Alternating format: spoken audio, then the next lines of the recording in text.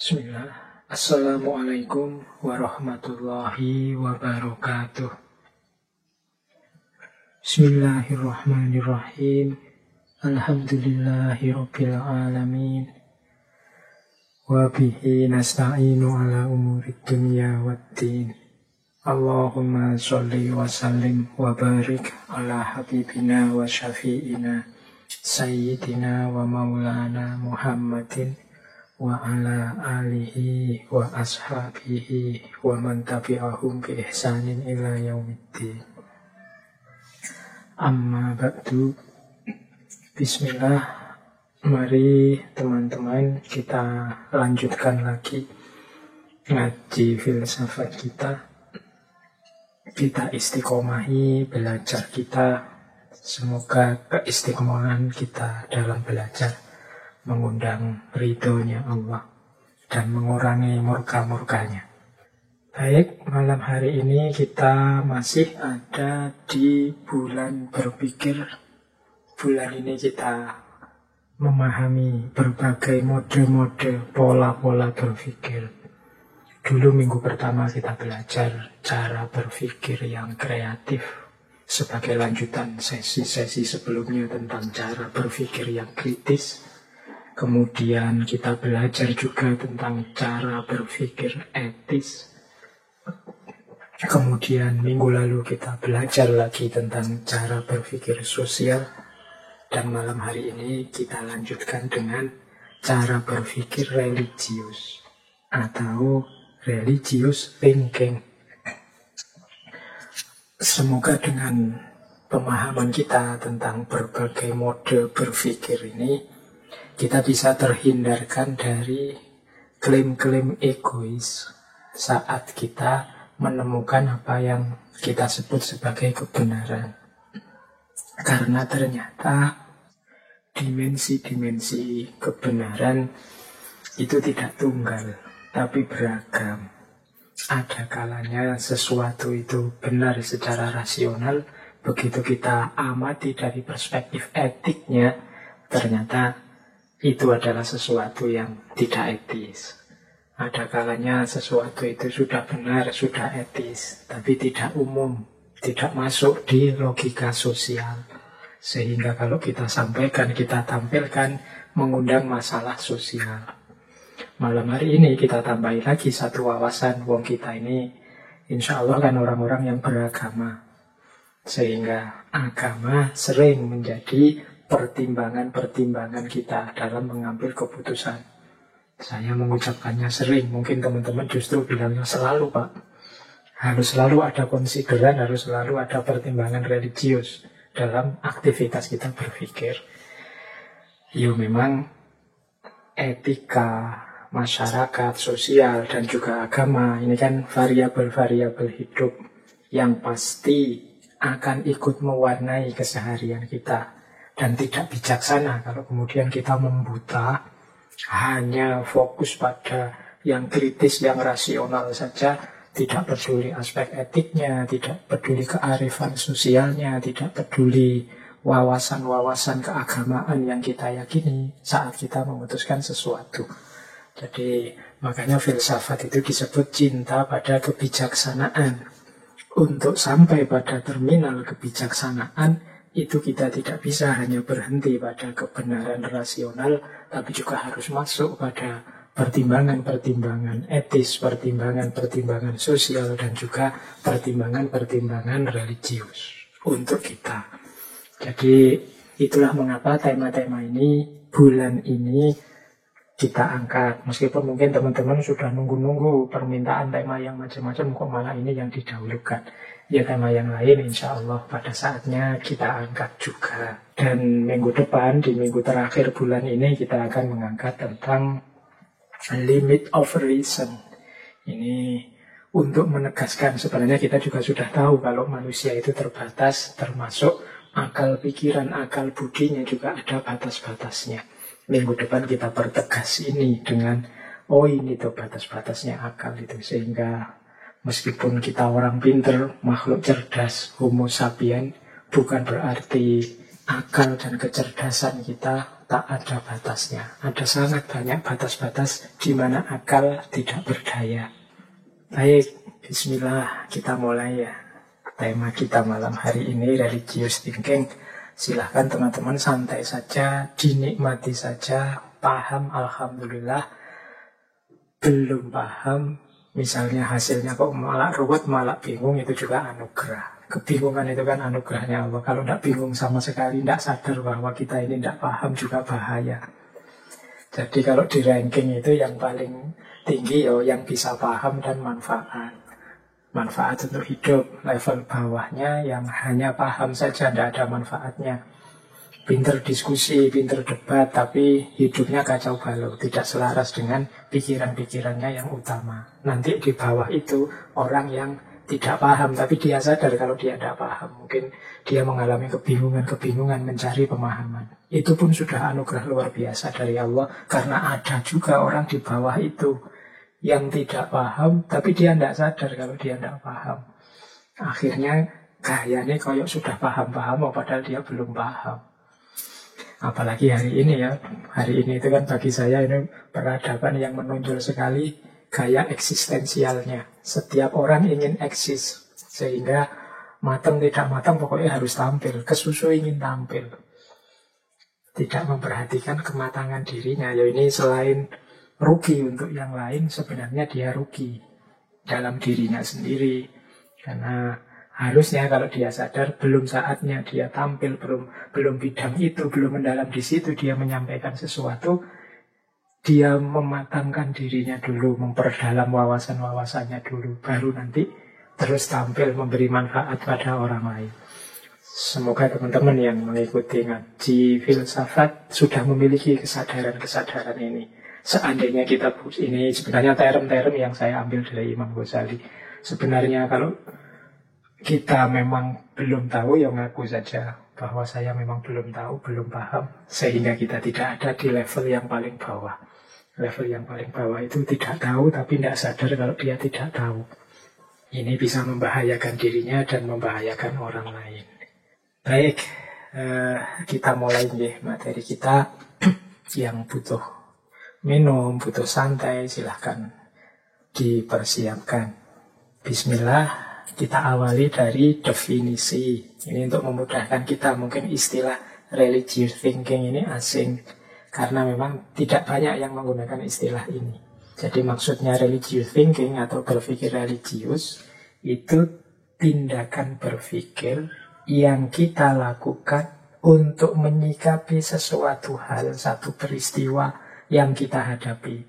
Baik itu peristiwa di dalam diri maupun di luar diri, dengan menggunakan parameter norma-norma atau ajaran agama yang kita yakini.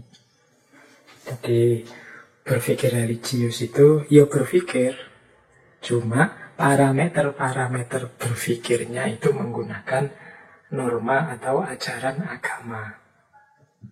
Misalnya kita berhadapan dengan peristiwa apa, orang itu kan selalu menanggapi peristiwa-peristiwa yang dia alami.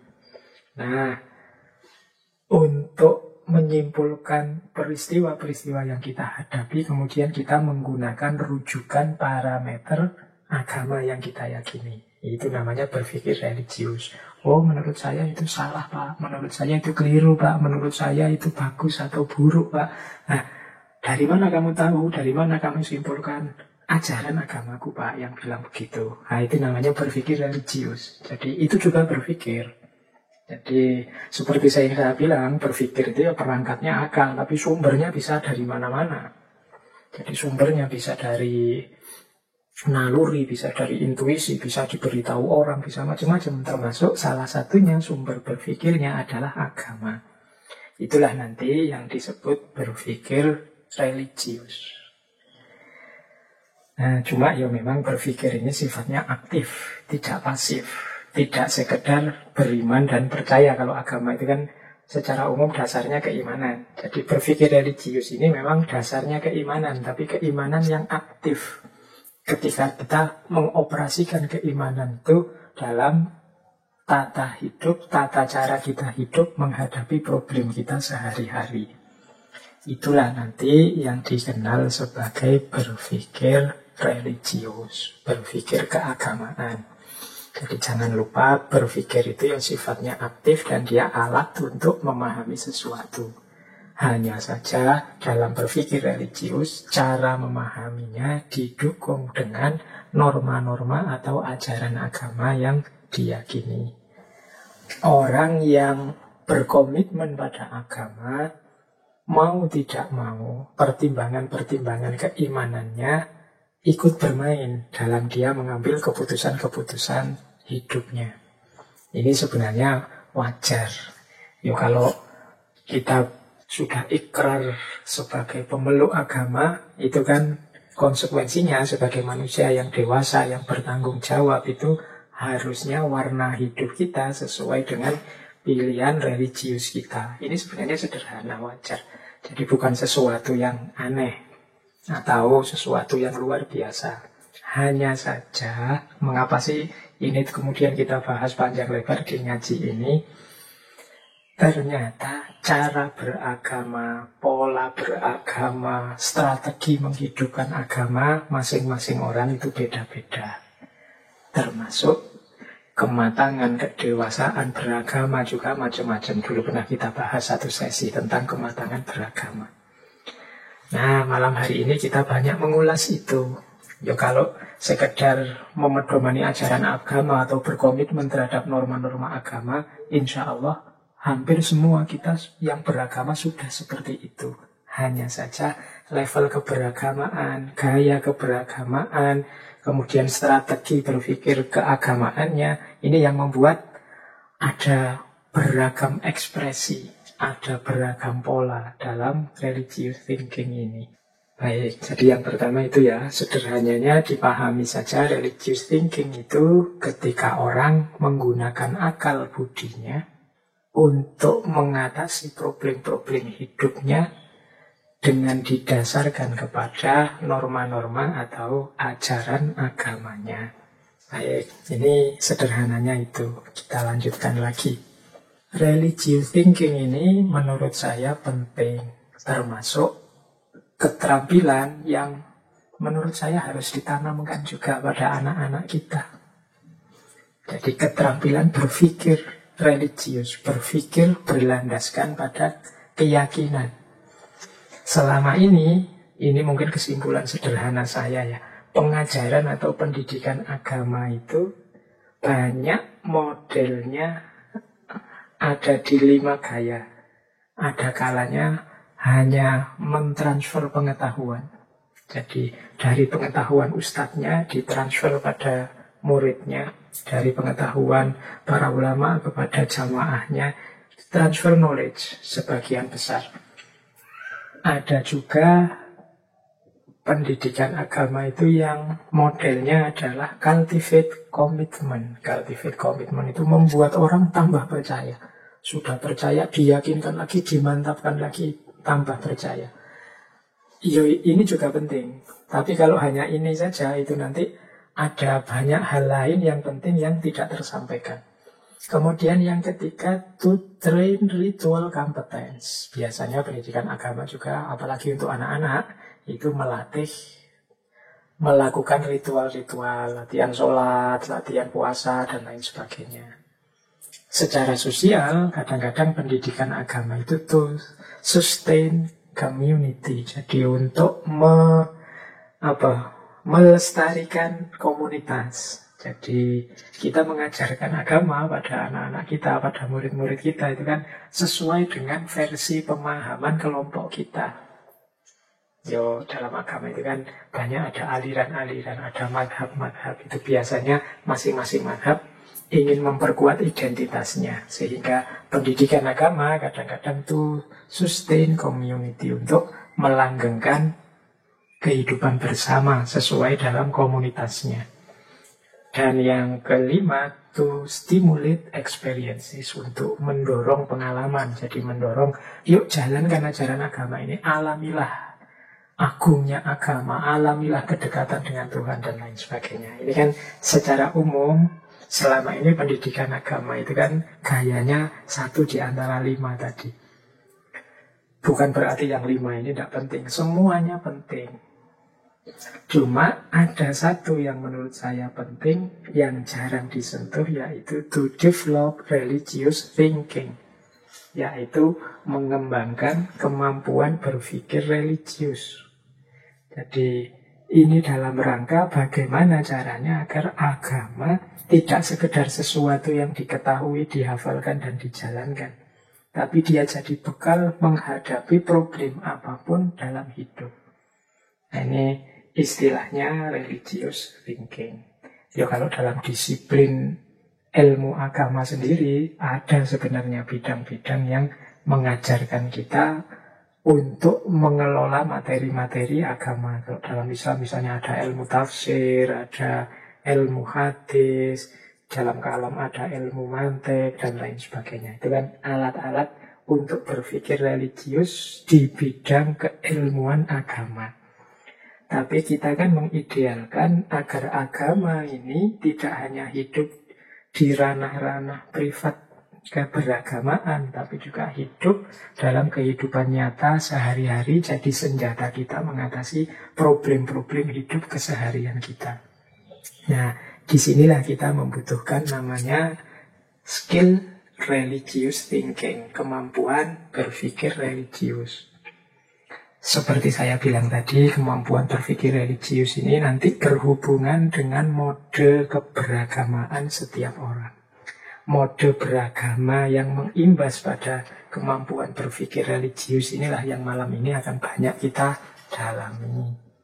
Oke, baik, kita lanjutkan. Semoga tidak terlalu berat ya teman-teman. Semoga bisa ditangkap yang saya sampaikan ini. Mungkin nanti kalau ada teman-teman yang lain yang memang ahli di sini bisa nambah-nambahi, bisa melengkapi apa yang saya sampaikan. Baik, saya lanjutkan. Nah, kemampuan berpikir religius ini nanti berhubungan juga dengan persepsi kita tentang cara beragama yang ideal. Bagaimana ya baiknya kita menjalankan agama itu. Nah, itu nanti ada pola-pola. Dalam catatan saya ada namanya theological style, ada namanya philosophical style, ada namanya mystical style. Nah, ini penting kita pahami pola-pola ini ya, biar kita tidak cepat marah, cepat kaget, cepat wow kalau ada model yang berbeda-beda. Ada pola teologis. Pola teologis ini dalam beragama diawali dari percaya, dilanjutkan dengan memahami, dan diwujudkan dengan menjalankan. Ini pola teologis namanya. Sebenarnya sebelum teologis ada, cuma tidak saya sebut di sini karena ini berhubungan dengan religious thinking. Jadi pola sebelumnya tidak saya sebut. Ada pola orang itu yang hanya percaya dan dijalankan dalam beragama. Pokoknya dikasih tahu ini loh yang harus dilakukan, dijalankan. Nah, itu gaya sebelumnya. Cuma di level religious thinking ini, berpikir agama itu pola paling awal itu modelnya pola teologis. Pola teologis itu orang percaya dulu, beriman dulu, meyakini dogma-dogma agama, ajaran-ajaran agama. Setelah itu dipahami, jadi dalami ilmunya. Ini dasarnya apa, dalilnya apa, kemudian strategi mewujudkannya, menjalankannya seperti apa, dan lain sebagainya. Jadi setelah diimani, didalami, dipahami, baru kemudian dijalankan. Ini gaya teologis namanya. Jadi ilmunya dipakai, wawasannya dipakai, untuk akalnya dipakai, untuk memahami apa yang sudah dipercaya sebelumnya. Baru setelah itu dijalankan. Ini gaya pertama, namanya theological style.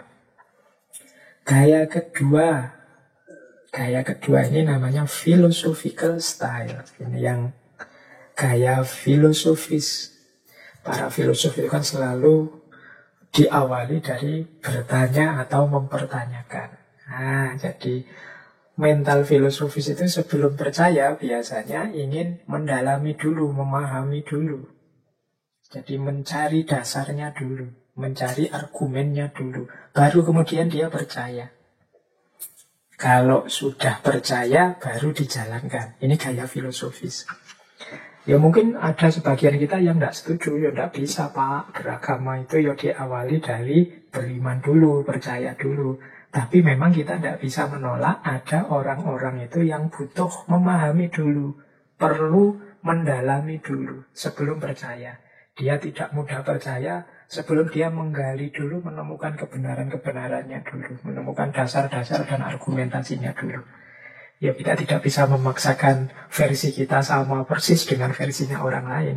Berarti ini penting juga untuk teman-teman yang mungkin aktivitasnya berdakwah, mengajak orang ke dalam agama. Kalau gaya teologis itu memang mungkin lebih dikedepankan persuasi, provokasi, dorongan agar orang tertarik untuk percaya. Tapi kalau ketemu orang yang gayanya filosofis, itu mau tidak mau harus kita tunjukkan dasar, argumen, kemudian alasan-alasan yang memadai, dan lain sebagainya. Sampai dia paham, baru kemudian percaya. Kalau sudah percaya, dia akan menjalankan. Karena kalau dia tidak paham, dia tidak akan mau percaya dan tidak akan mau menjalankan. Ini orang gaya filosofis.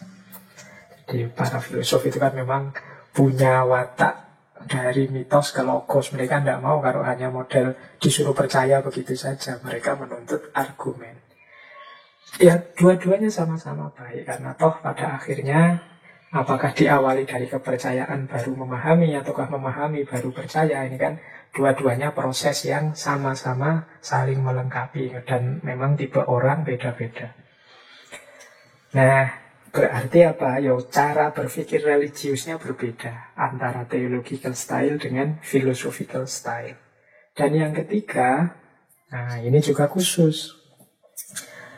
Ini namanya mystical style. Mystical style itu gaya para mistikus, termasuk kalau teman-teman mendalami tasawuf.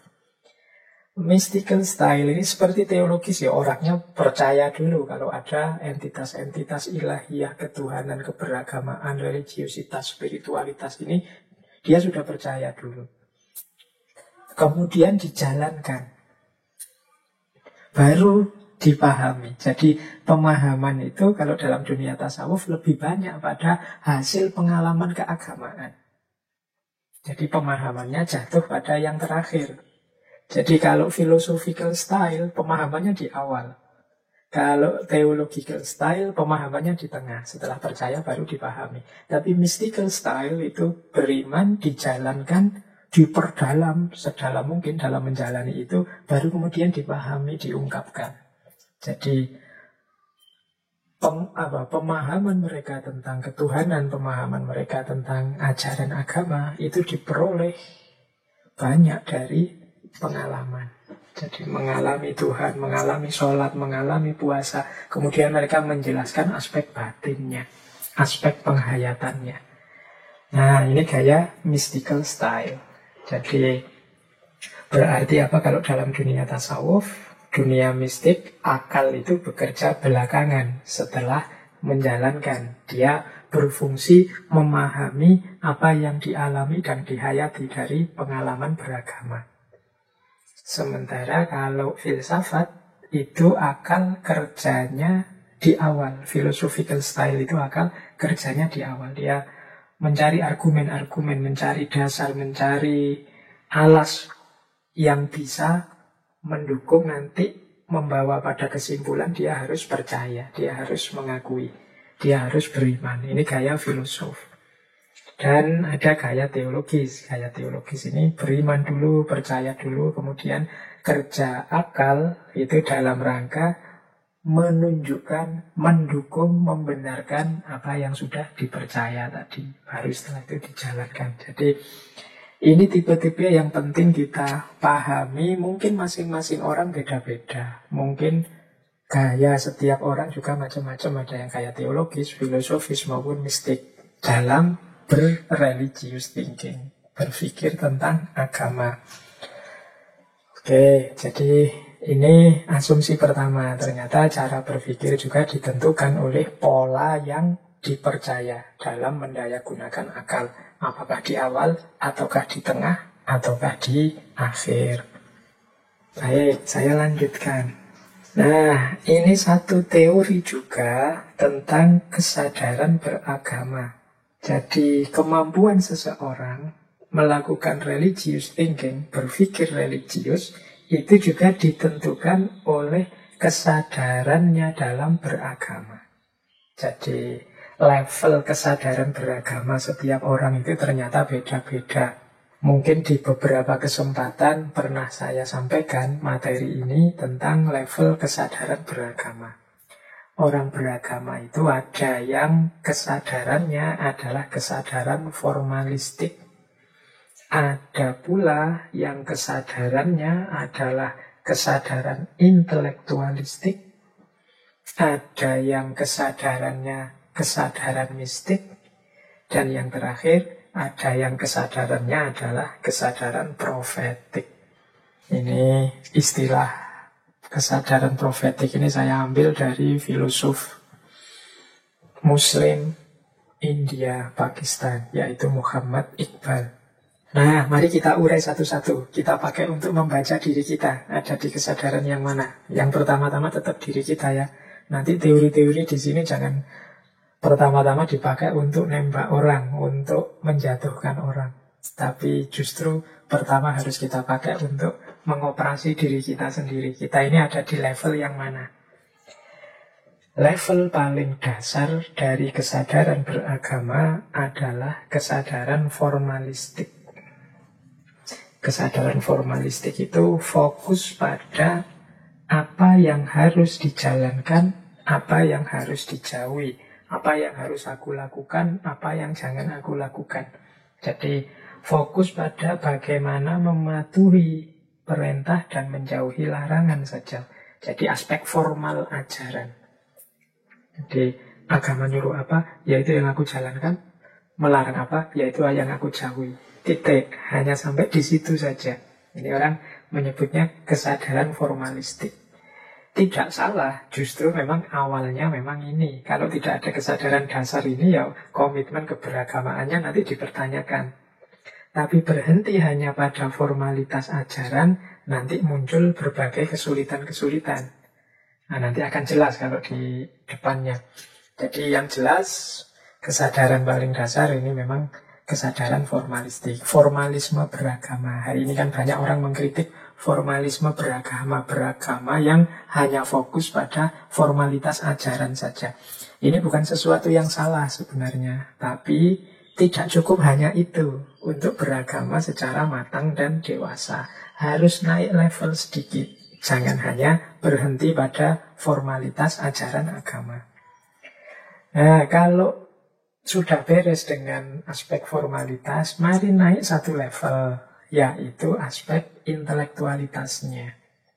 Jadi aspek intelektualitas ini menegaskan bahwa kita beragama itu secara sadar tahu dasarnya. Kalau agama orang sering menyebut tahu dalilnya, ngerti argumennya. Jadi ketika saya melakukan ini atau menjauhi melakukan itu aku ngerti alasannya. Aku ngerti dasarnya. Nah, ini kesadaran beragama yang sudah naik level intelektualitas. Jadi yang tadi dijalankan sesuai dengan perintah atau larangan, itu sekarang aku tidak sekedar berjalan sekedar menjalankan sesuai yang diperintah atau dilarang. Aku juga tambah sadar karena aku ngerti dalilnya.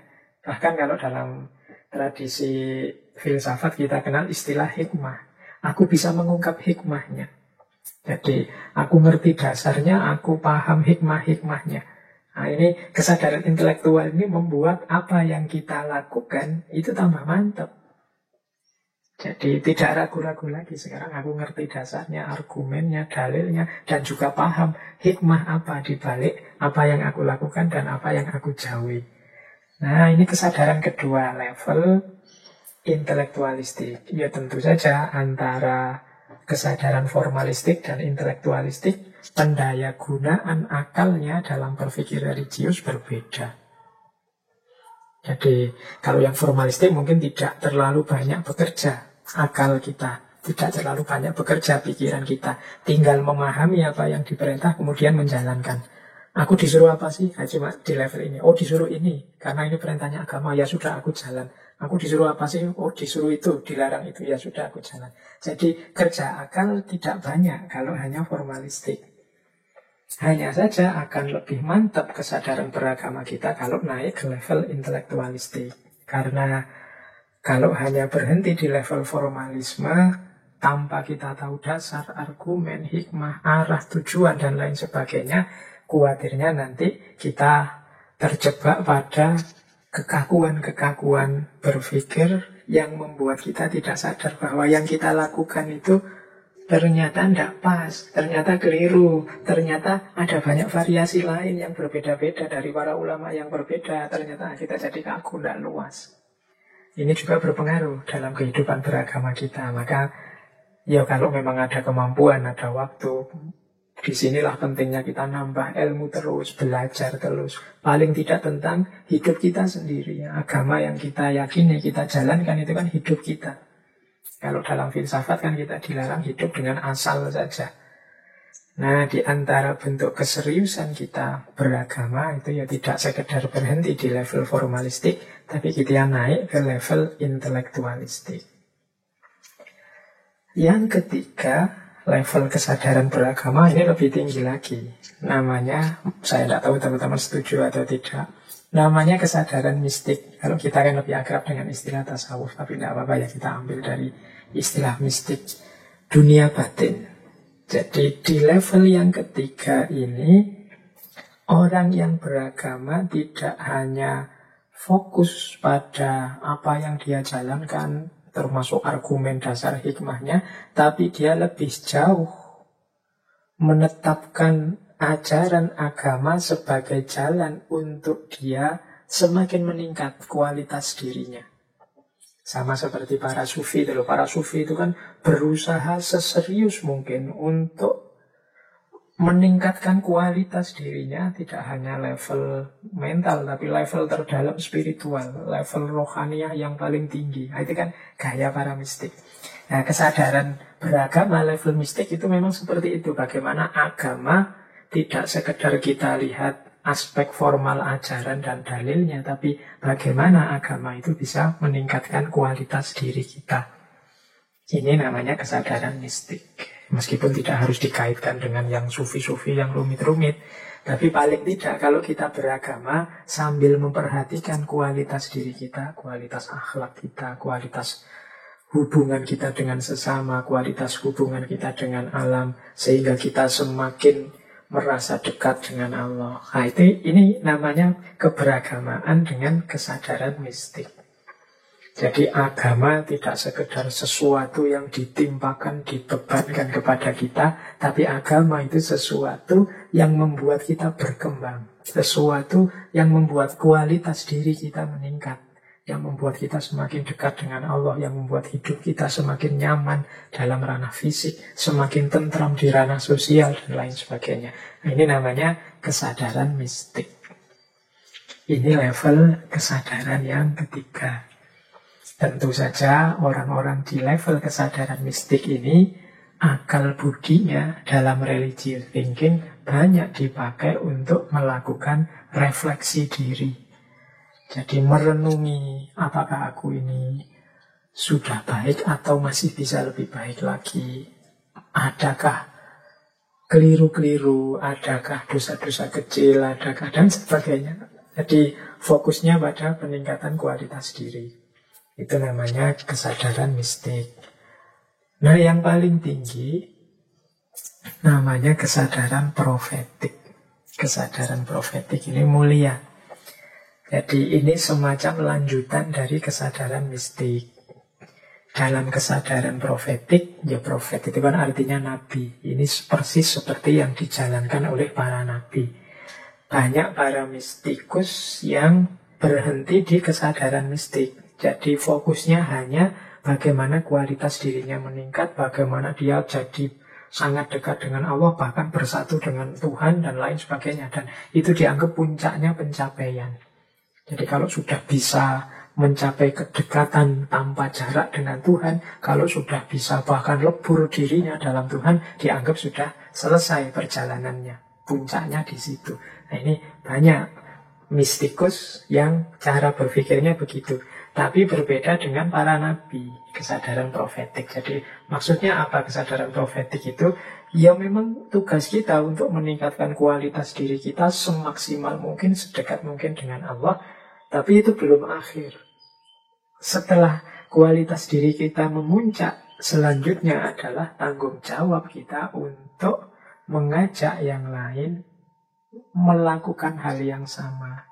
Jadi untuk menyebarkan, menularkan kebaikan-kebaikan, puncak-puncak yang sudah kita alami dan kita daki kepada yang lain. Disinilah gunanya mungkin kemudian nulis kitab, kemudian berdakwah, kemudian memberi tuntunan dan nasihat kepada umat dan lain sebagainya. Jadi tidak berhenti pada naiknya kualitas dirinya, tapi memperhatikan juga maslahat dan manfaat dirinya untuk masyarakat secara umum. Ini namanya kesadaran profetik.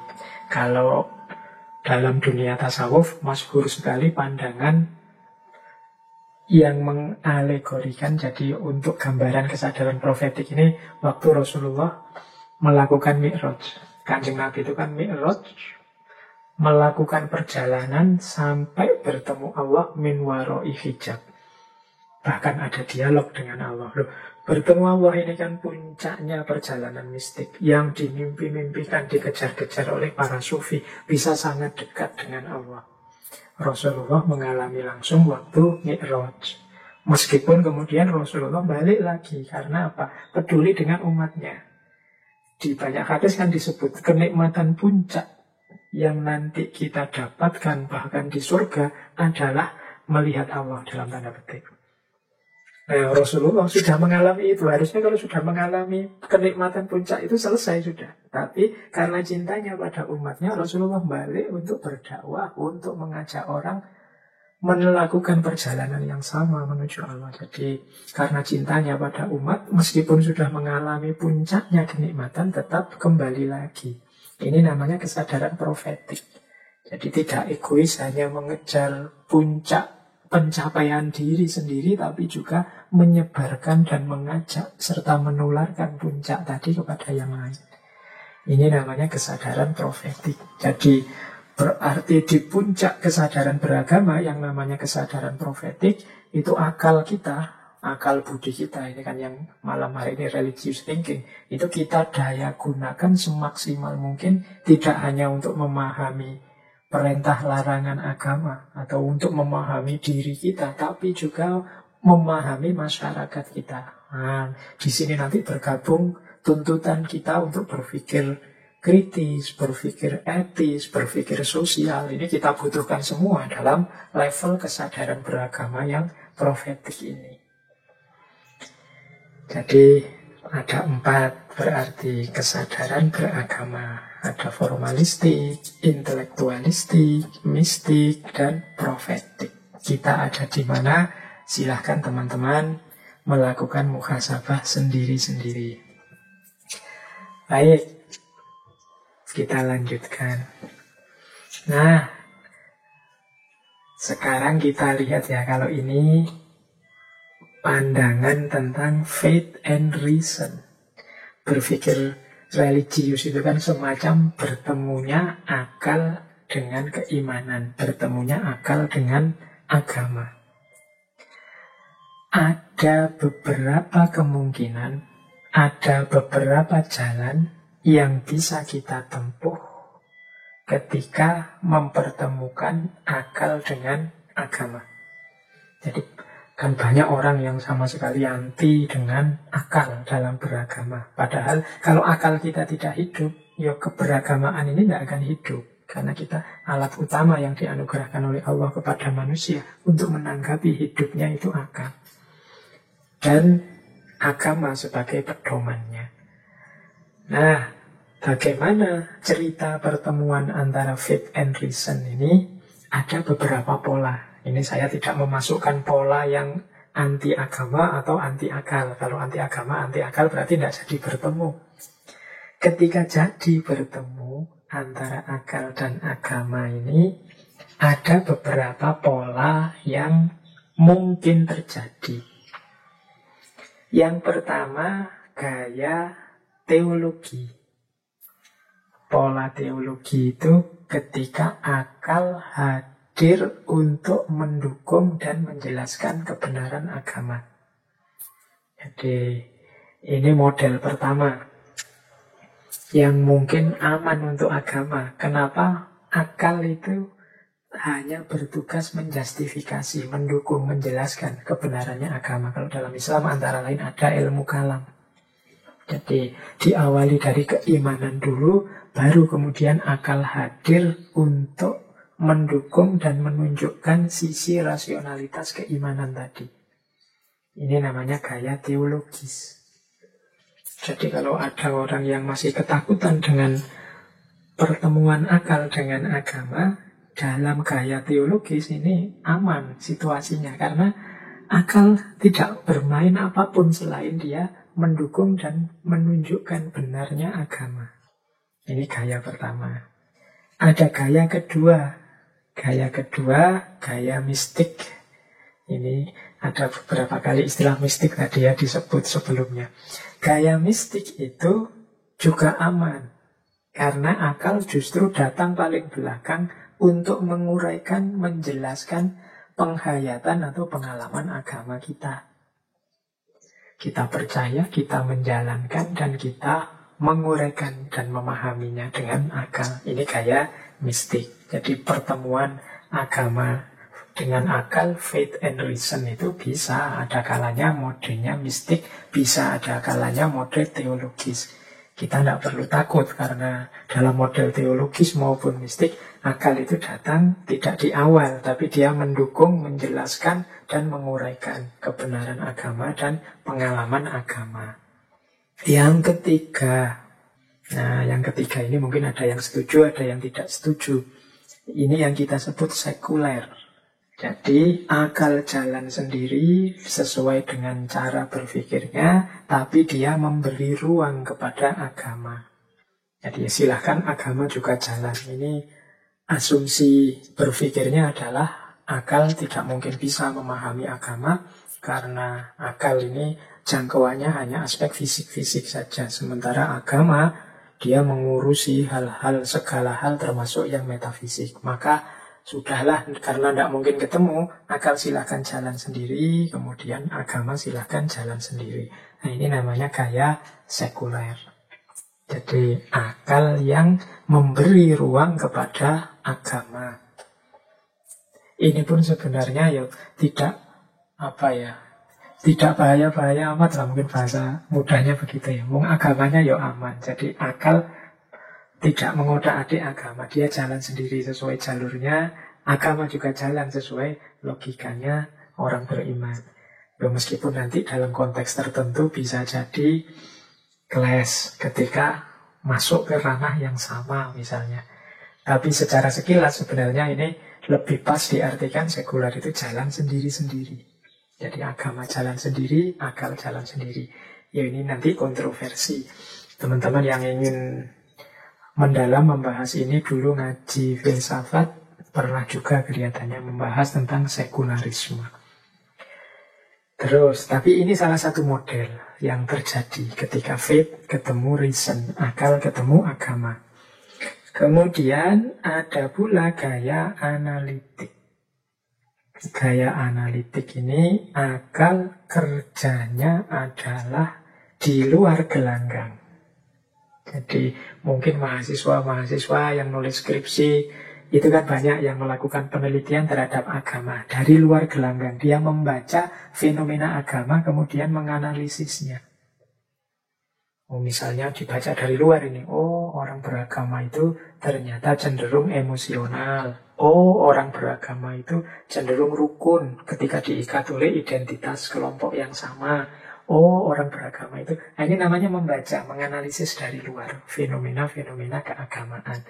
Jadi dia akal tidak terlibat, akal sebagai outsider, orang luar yang membaca fenomena agama. Jadi dia hanya menjelaskan fenomenanya saja. Kalau Islam di Indonesia itu cara hidupnya begini.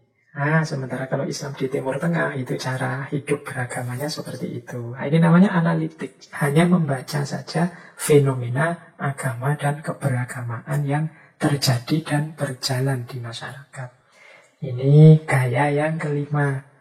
Gaya yang keenam adalah emansipatif. Nah, kalau ini akal berfungsi kritis terhadap keberagamaan. Nah, ini mungkin ada yang tidak setuju kalau yang nomor 6 ini. Tapi maksudnya yang nomor 6 ini, seringkali keberagamaan seseorang itu tidak selaras, tidak nyambung dengan ideal-ideal agama yang diyakininya. Disinilah nanti akal masuk untuk menjalankan fungsi kritisnya. Misalnya begini loh, misalnya, katanya cinta damai agamanya, tapi kok isinya malah mancing-mancing perkara. Kok kamu melakukan tindakan yang tidak menunjukkan kecintaan pada kedamaian? Nah, ini namanya akal berfungsi kritis. Jadi pertemuan akal dan agama kemudian bernilai emansipatif. Orang disadarkan dari inkonsistensinya, orang disadarkan dari tabrakan-tabrakan, paradok-paradok moral yang diyakininya, benturan antara ideal dan realita, dan lain sebagainya. Itu namanya fungsi emansipatif. Ketika akal berfungsi kritis kepada keberagamaan. Ya ini kita juga perlu, kita juga penting. Wong kita itu tidak selalu benar terus. Kadang-kadang pemahaman kita terhadap agama bisa meleset. Agamanya pasti benar, kitab suci kita pasti benar, tapi pemahaman kita tidak. Kadang-kadang kita terdistraksi, tertutupi oleh banyak hal-hal keduniaan sehingga tidak mampu menangkap kebenaran. Akhirnya kita simpulkan versi kita ternyata keliru. Di sini butuh fungsi kritisnya akal. Jadi akal bisa menunjukkan, kok antara yang diidealkan dengan realitanya tidak sama. Kok antara yang diceramahkan dengan yang dijalankan kok berbeda. Kok antara, ini fungsi kritisnya akal. Jadi ketika akal bertemu agama, ini wajahnya tidak seragam. Modelnya macam-macam. Ada gaya teologis, ada gaya mistik, ada gaya sekuler, ada gaya analitik, ada gaya emansipatif. Ya, berarti apa? Mari dalam religious thinking ini berpikir dengan basis keberagamaan ini, kita benar-benar meluaskan wawasan kita, meluaskan sudut pandang kita agar tidak sempit. Ternyata ya modelnya macam-macam. Selama ini kadang-kadang kalau kita bicara agama kan seolah-olah yang itu agama, yang itu tidak agama. Yang kita gayanya kaku dan sempit. Tapi semoga dengan ini kita sadar, ternyata yang seperti itu juga ekspresi dari keimanan, ekspresi dari religiusitas. Hanya saja caranya berbeda, jalan yang ditempuh berbeda. Baik, kita lanjutkan. Jadi itu tadi tentang apa yang terjadi ketika akal bertemu agama. Sekarang kita lanjutkan dengan cara beragama atau jalan beragama. Ini penting juga sebagai gerbang kita untuk melakukan religious thinking, berpikir religius. Jadi jalan beragama yang berbeda-beda ini menuntut keterbukaan berpikir kita untuk memahami para pejalan agama. Ternyata orang beragama itu fokusnya beda-beda. Jalan yang ditempuh juga caranya berbeda-beda. Meskipun sama-sama menerjemahkan ajaran-ajaran agama yang sama. Ini saya ambil dari bukunya Dale Kenyon yang judulnya Six Ways of Being Religious. 6 jalan untuk beragama. Ini nambah yang tadi ya, dalam rangka kita semakin luas kewawasan kita tentang cara manusia beragama. Jadi manusia itu dalam menerjemahkan ajaran-ajaran agamanya secara umum ada 6 gaya. Jadi 6 cara dalam menghidupkan agamanya. Yang masing-masing tentunya membutuhkan ketelitian kita, kejelian kita dalam menanggapinya dengan akal budi kita. Ada gaya sacred right, ada gaya right action, ada gaya devotion, ada gaya shamanic mediation, ada gaya mystical quest, ada reasoned inquiry. Ini istilah-istilahnya bahasa Inggris yang memang saya ambil dari buku yang judulnya bahasa Inggris. Yuk kita urai satu-satu ya. Lumayan ini nanti untuk bahan kita muhasabah lagi. Jadi gayaku beragama itu gaya yang seperti apa sih? Ya kita cermati. Yang pertama, sacred rite, ritus sakral. Ini orang beragama yang lebih fokus pada ritual-ritual, pada ibadah-ibadah, berdoa, sholat, puasa. Jadi fokus pada sacred rite. Ini mungkin mudahnya kalau dalam Islam ya pada fikih. Fikih orientation, fikih minded. Jadi fokus pada apa yang harus aku lakukan. Ibadah apa, ritual apa yang harus aku jalankan sebagai seorang beragama. Tiap hari fokusnya ke situ. Yang di sini kalau dalam Islam kemudian ada mana yang haram, mana yang halal dijalankan, mana yang boleh saja, mana yang dibenci makruh, mana yang jangan sama sekali haram dan lain sebagainya. Nah ini orientasi pertama. Banyak orang beragama fokusnya ke sini. Ini tidak ada benar salahnya. Ini sebenarnya memang cara saja.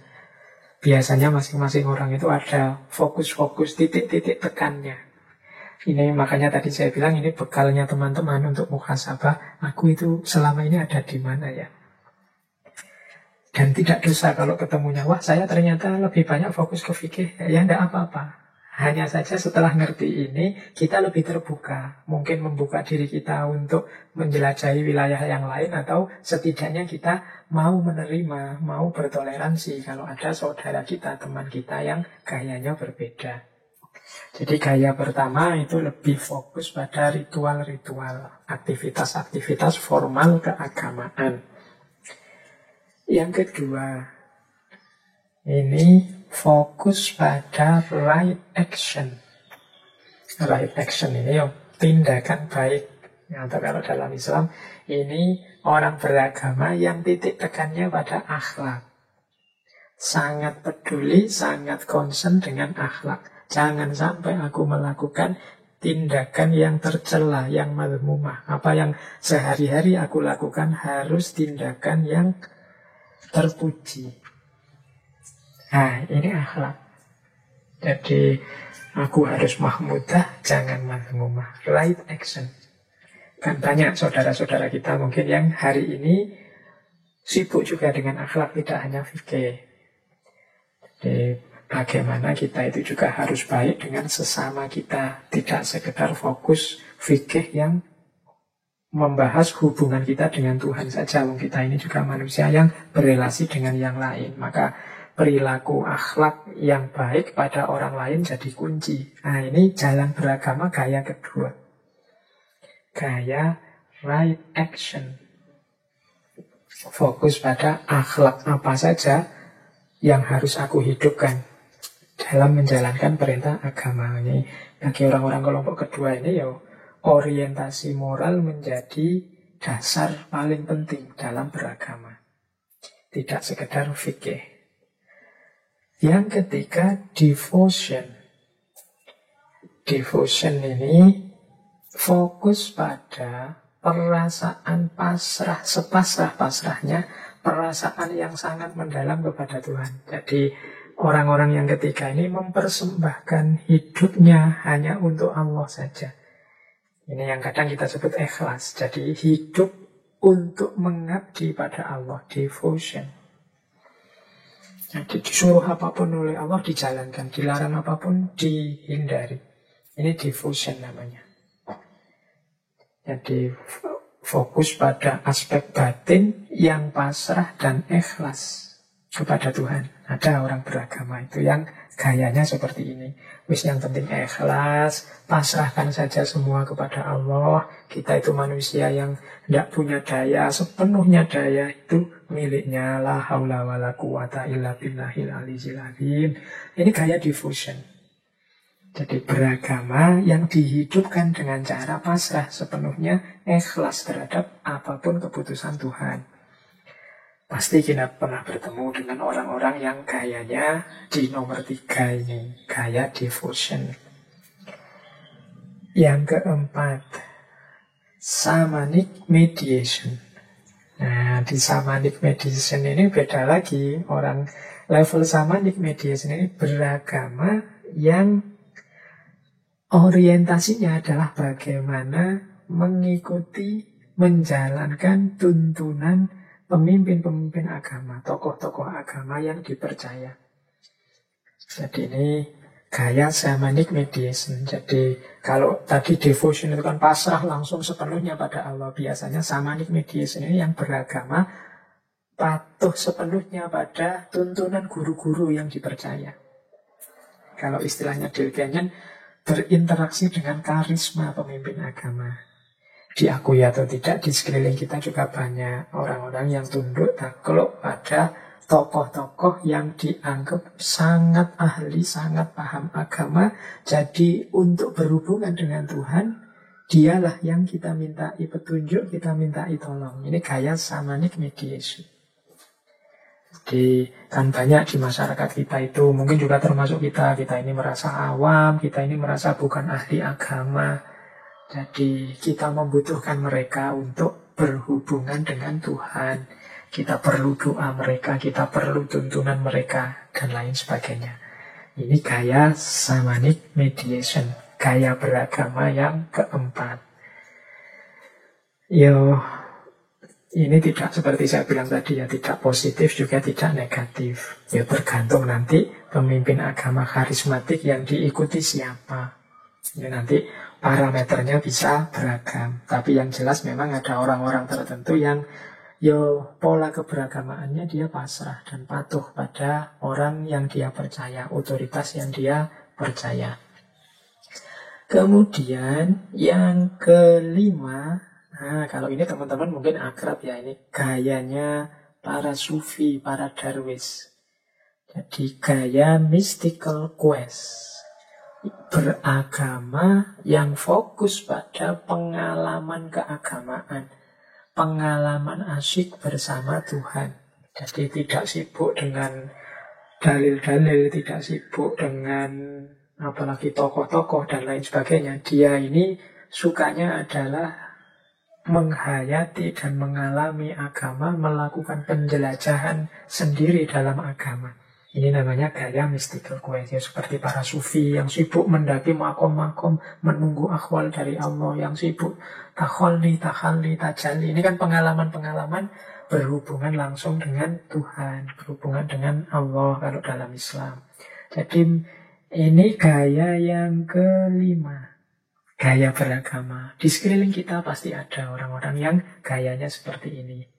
Dan yang keenam, reasoned inquiry. Nah, kalau ini orang pintar, intelektual.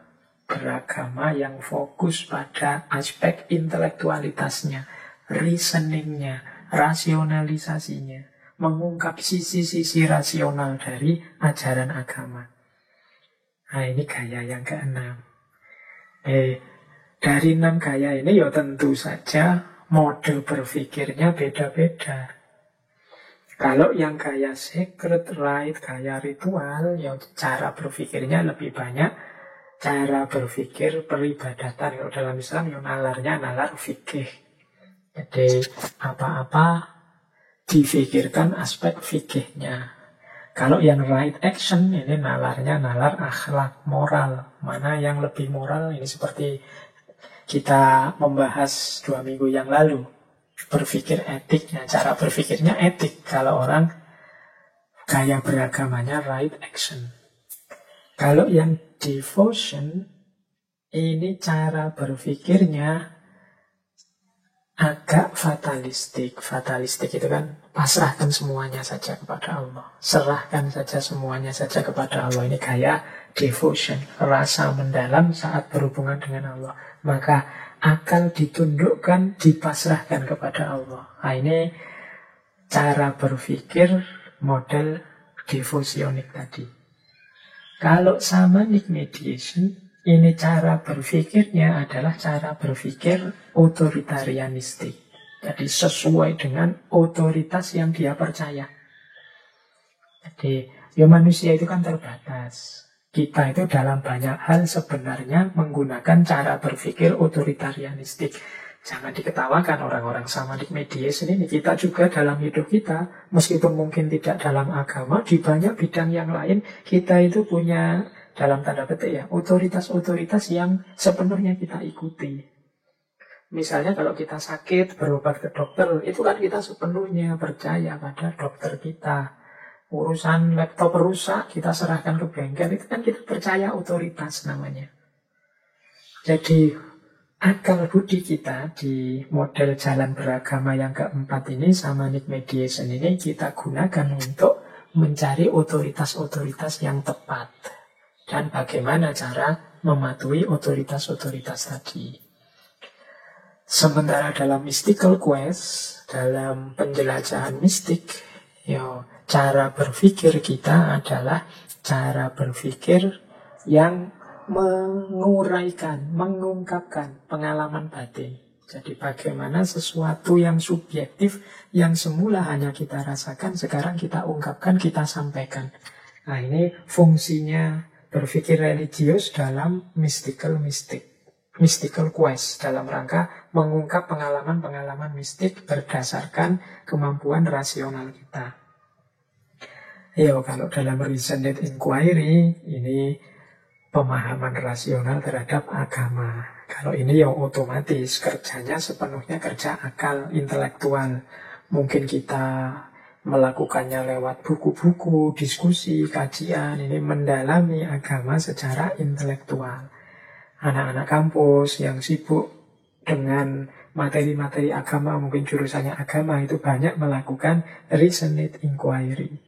Jadi penelaahan rasional.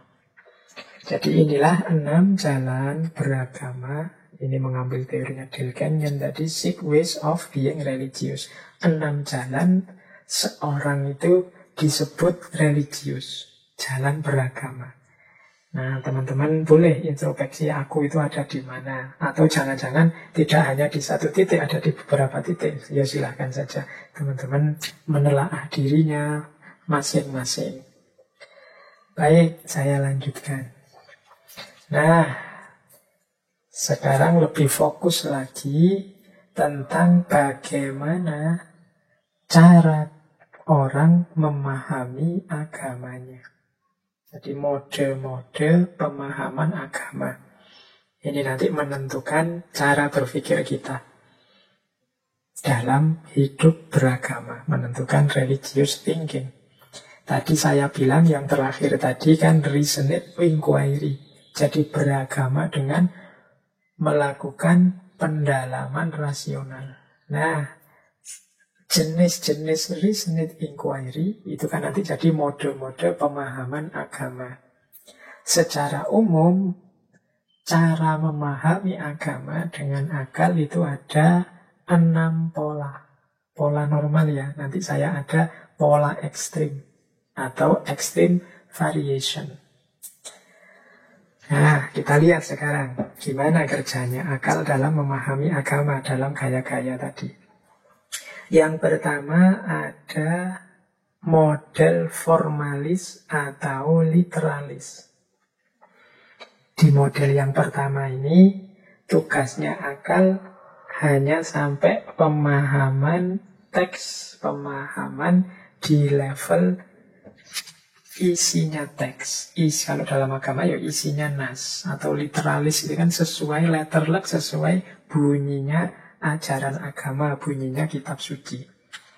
Jadi yang pertama formalistik, literalistik. Ini akal tidak terlalu sibuk, tinggal dipahami ini perintahnya apa, sesuai bunyi ayatnya kalau Al-Quran, sesuai bunyi hadisnya. Berarti ya itu yang harus saya jalankan. Nah, ini namanya model pemahaman gaya formalis atau literalis. Ada gaya kedua. Akal itu memahami agama dengan gaya rasionalis strukturalis. Rasionalis strukturalis ini akal kita perintahkan untuk memberikan justifikasi kepada keimanan keagamaan kita. Apa saja dalam agama itu sebenarnya rasional kok. Tinggal kita mau mendalami, menguraikan atau tidak. Nah, ini gaya rasionalis strukturalis. Biasanya nanti ada ajaran apapun dilacak hikmahnya, dilacak rahasianya, dilacak rasionalitasnya, dan lain sebagainya. Ini gaya kedua.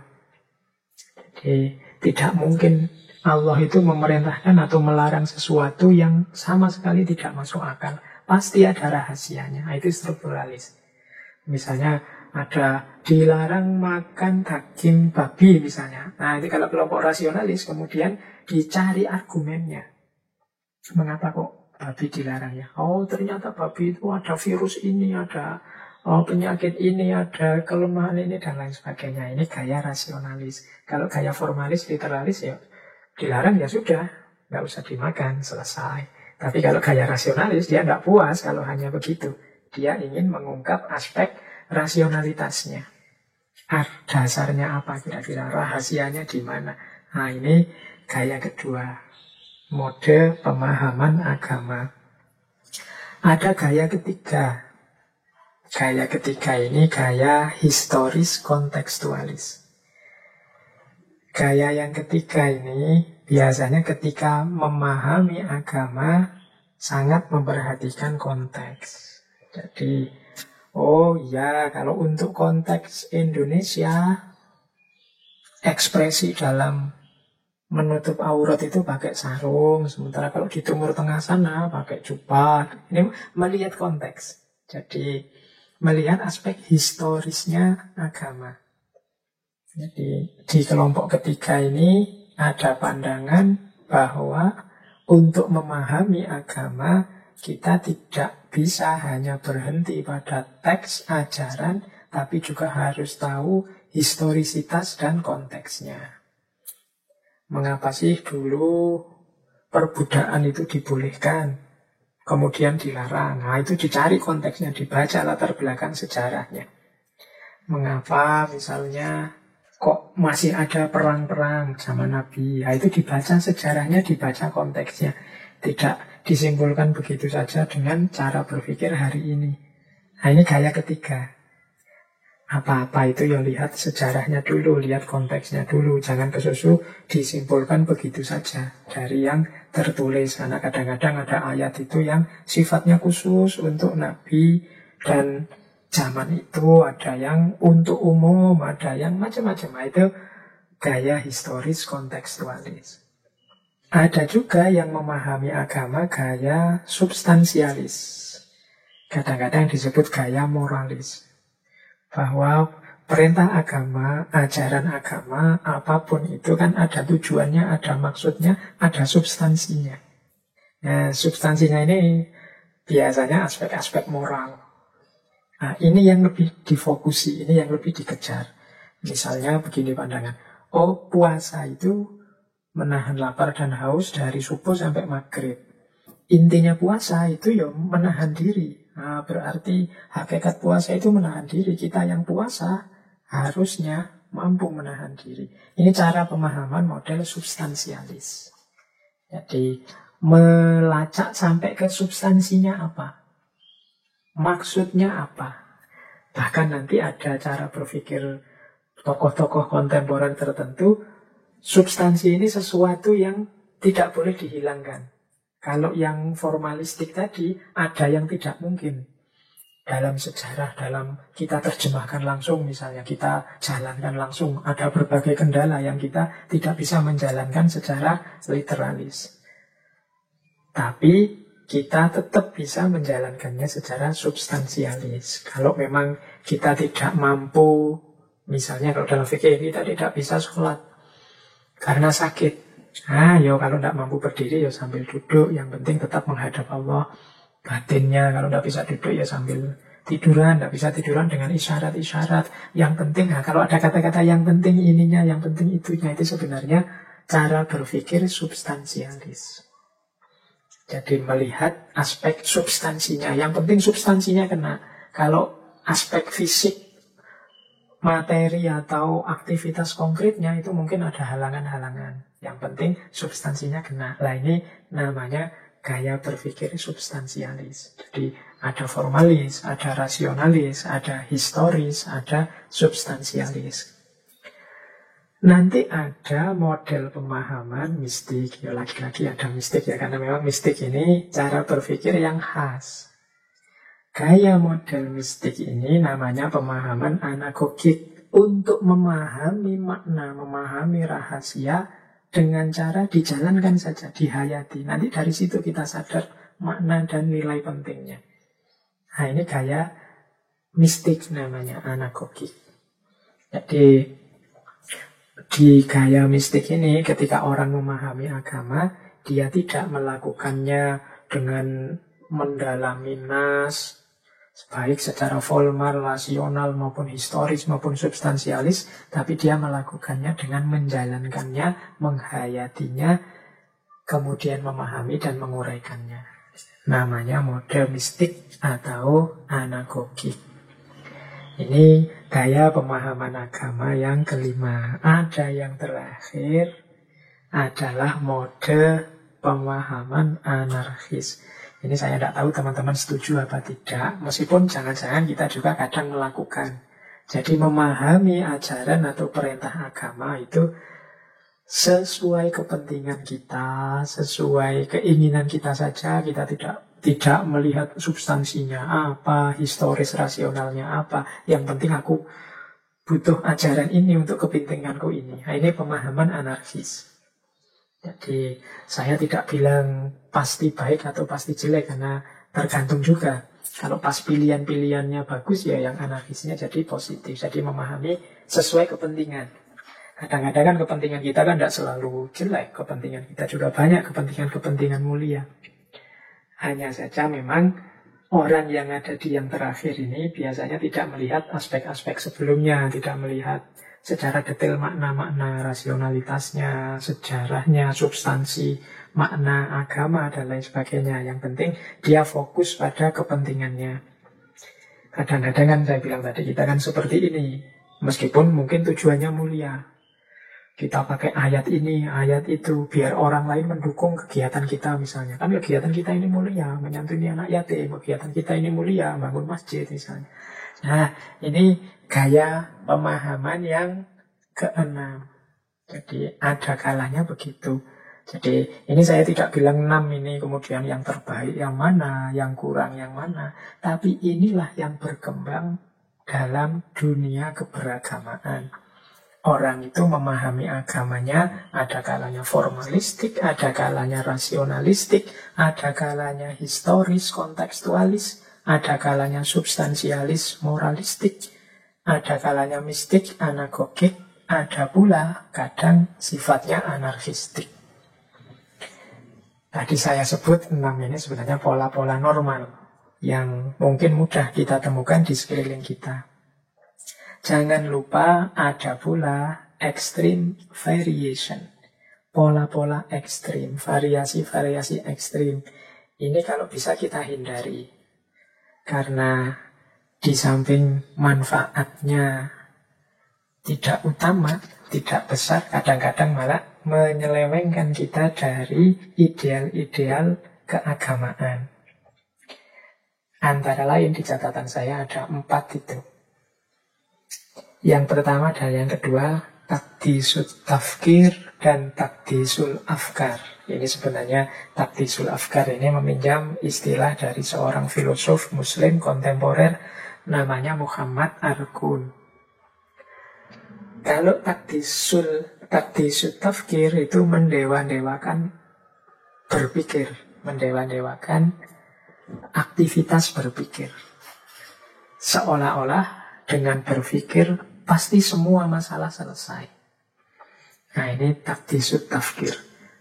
Jadi sebenarnya memang manusia itu ya harus berpikir. Tidak mungkin dia hidup tanpa berpikir. Tapi mensakralkan, mendewa-dewakan berpikir seolah-olah dengan berpikir pasti semua urusan beres. Ini nanti termasuk ekstrim. Karena kita harus sadar kadang-kadang kemampuan berpikir kita ya terbatas. Ada banyak masalah yang kita tidak ketemu solusinya apa. Maka takdisut tafkir, mendewa-dewakan pemikiran, mendewa-dewakan proses berpikir, itu termasuk sesuatu yang berlebihan. Makanya namanya ekstrim. Yo, berpikir penting. Untuk segala aspek hidup kita perlu berpikir, tapi tidak perlu mensakralkan sedemikian rupa aktivitas berpikir. Karena berpikir juga ada batas-batasnya. Ada limit-limitnya. Minggu depan kita akan membahas ini. Di mana limit-limit kemampuan kita berpikir. Justru kesadaran kita atas batas-batas berpikir ini membuat kita semakin pas berpikirnya. Teman-teman mungkin sudah pernah membaca yang saya tulis itu buku tentang sesat pikir dan kesalahan berpikir. Yang itu sebenarnya antara lain membuktikan betapa terbatasnya jalan kita berpikir. Kadang-kadang ya meleset, kadang-kadang ya tidak mampu memahami persoalan dengan utuh, kadang-kadang bias, kadang-kadang terdistraksi dan macam-macam. Jadi berpikir oke, mendalam dalam berpikir oke, tapi jangan sampai takdisut tafkir. Jadi mempertuhankan, mendewa-dewakan kemampuan berpikir. Yang kedua ini lanjutannya sebenarnya, takdisul afkar. Takdisul afkar itu mendewa-dewakan, mensakralkan pemikiran kita sendiri. Termasuk pemahaman keagamaan kita. Itu namanya takdisul afkar. Jadi kita itu manusia yang terbatas. Kurang-kurang kita juga banyak. Kekurangan kita berlimpah ruah. Pemahaman kita tidak pasti benar. Tapi kadang-kadang kita itu bablas, lupa dengan kondisi kita yang tidak pasti benar itu. Hasil pemahaman kita, hasil pikiran kita posisikan sebagai pasti benar. Akhirnya terus secara tidak sadar kita sakralkan pikiran kita. Agama kita sucikan, kita sakralkan, oke. Tapi kalau pikiran kita, pemahaman kita, termasuk pemahaman kita terhadap agama, itu tidak sakral. Bisa keliru, bisa tidak pas. Jadi jangan sampai kita sampai di titik ekstrim takdisul afkar. Mensakralkan pikiran kita sendiri. Ini termasuk variasi ekstrim. Jadi iya, kita hidup itu dasarnya pemikiran-pemikiran kita, pemahaman-pemahaman kita. Tapi tetap kita sadari pemikiran dan pemahaman kita itu bisa keliru. Bisa keliru bukan berarti pasti keliru. Bisa keliru, wong kita itu manusia biasa. Nah, itu takdisul afkar. Ini ekstrim. Ekstrim yang ketiga, semoga kita juga tidak ada di sini, yaitu anti sama sekali dengan akal. Saya tidak tahu hari ini masih ada atau tidak. Ada orang yang benci sekali dengan akal. Pokoknya memandang akal itu sumber kesesatan, akal itu sumber kerusakan. Jangan lupa bahwa akal pun itu anugerahnya Allah. Akal pun itu hasil dari kasih sayangnya Allah kepada manusia. Nikmat yang luar biasa dari Allah.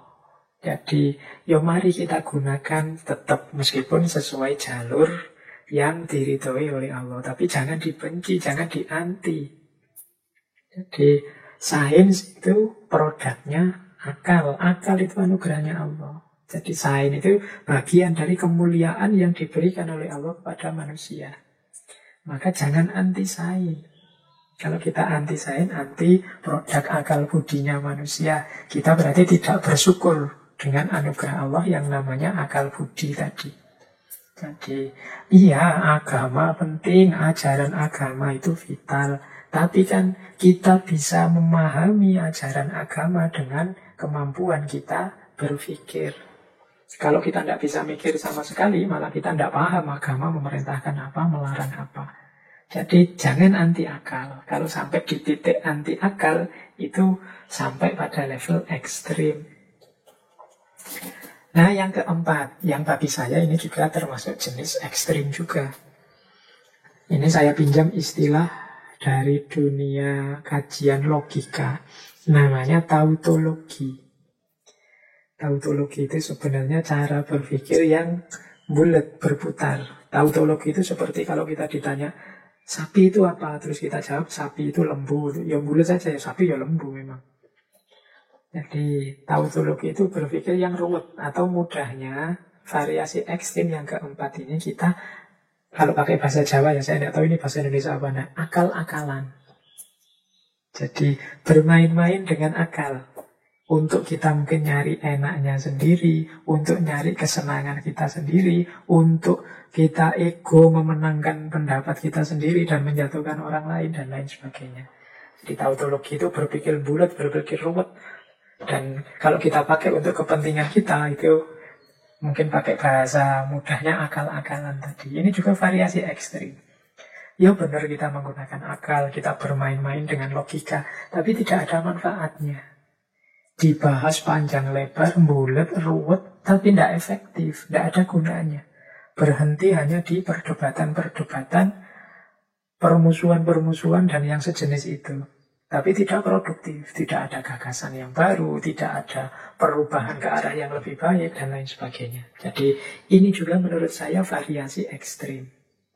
Jadi anugerah Allah yang luar biasa namanya akal itu kita sia-siakan untuk hal-hal yang tidak penting. Kita pakai sekedar bulat saja, sekedar akrobat pikiran, akrobat kata-kata.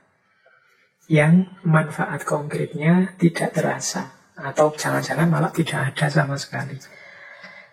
Nah, ini juga tergolong variasi-variasi ekstrim. Jadi, kalau yang 6 tadi, mode-mode pemahaman terhadap agama, bisa kita maklumi karena orang itu macam-macam cara berpikir, orientasi berpikirnya.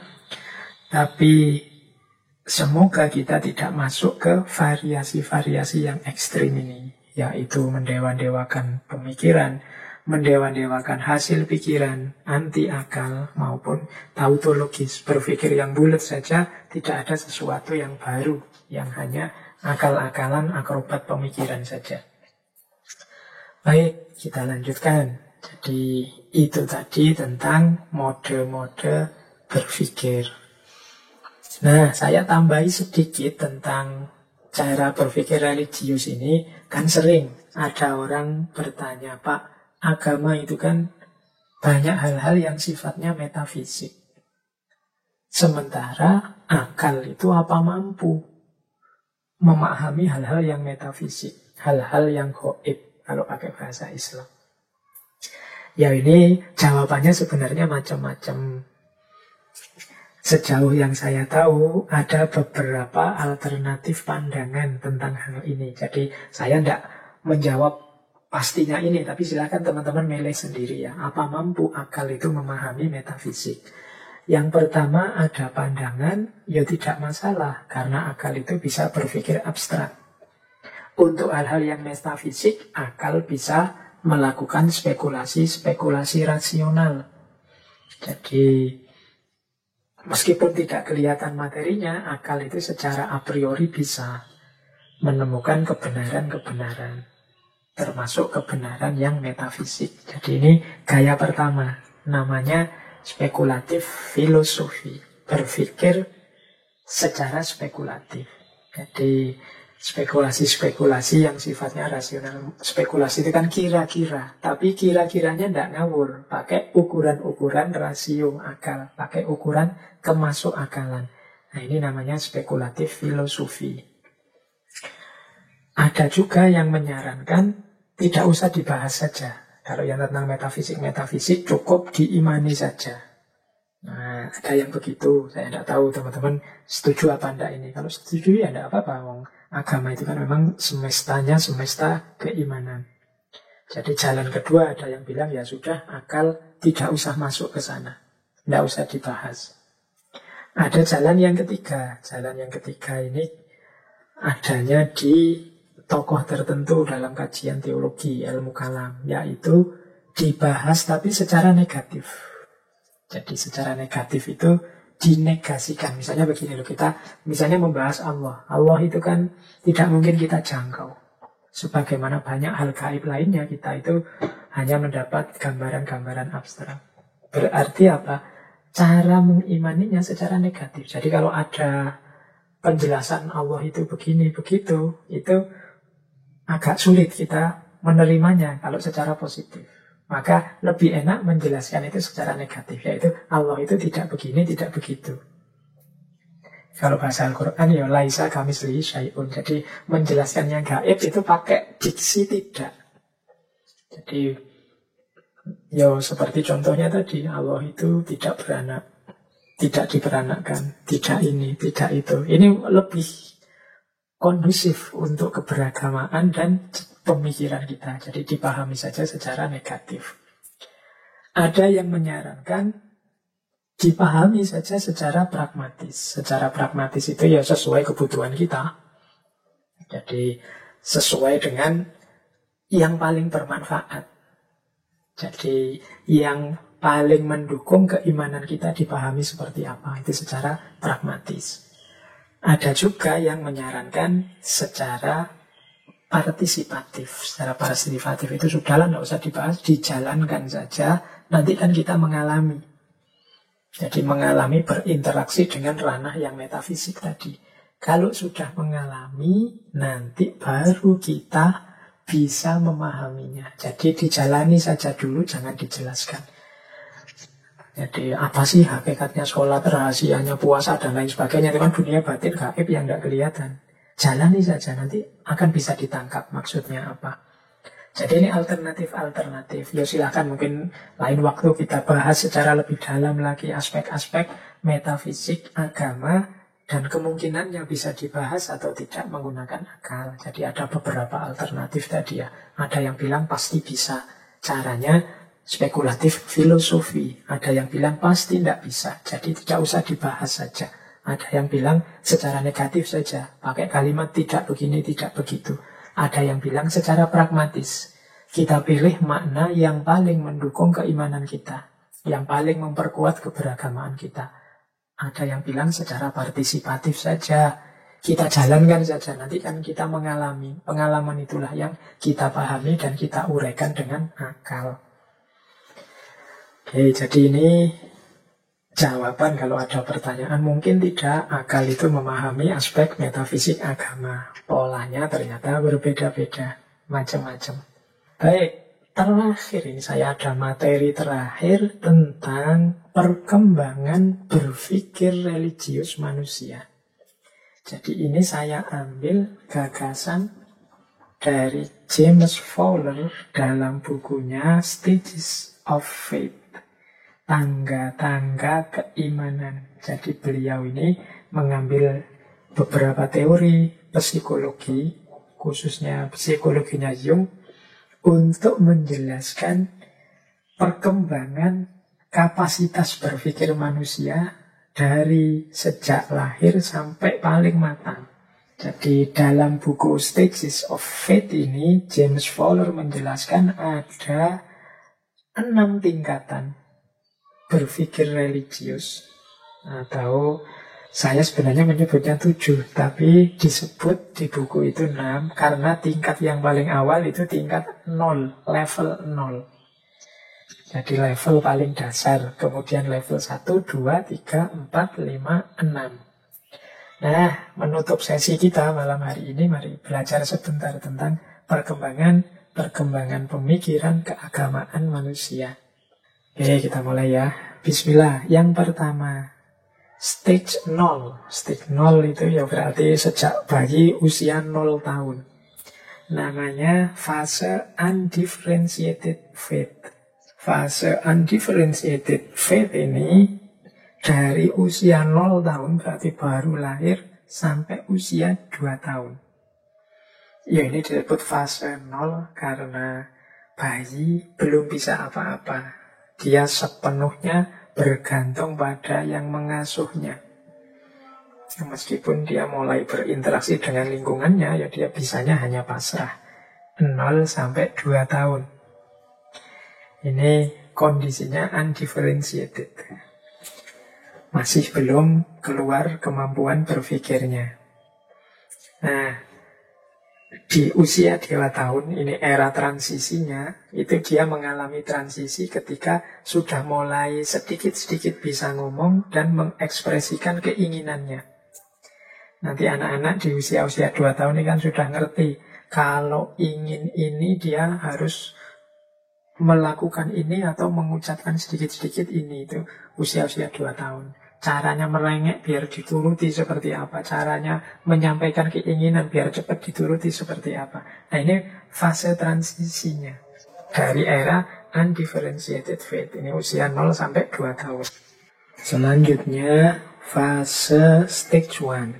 Nah, ini dimulai kemampuan berpikir religiusnya mulai tumbuh. Stage 1. Ini intuitive projective faith.